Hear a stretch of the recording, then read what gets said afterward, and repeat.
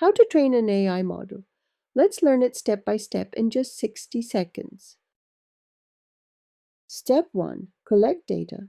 Gather examples like text, images, audio, or numbers. Step 2. Clean the data. Remove errors, duplicates, and useless information. Step 3. Split the data. Use one part for training and another part for testing. Step 4. Choose the models. Pick the type of model that fits the task. Step 5. Train the model. The model learns patterns from the training data. Step 6. Test the model. Check how well it performs on new data. Step 7. Improve the model. Adjust settings, add better data, or retrain. Step 8. Deploy the model.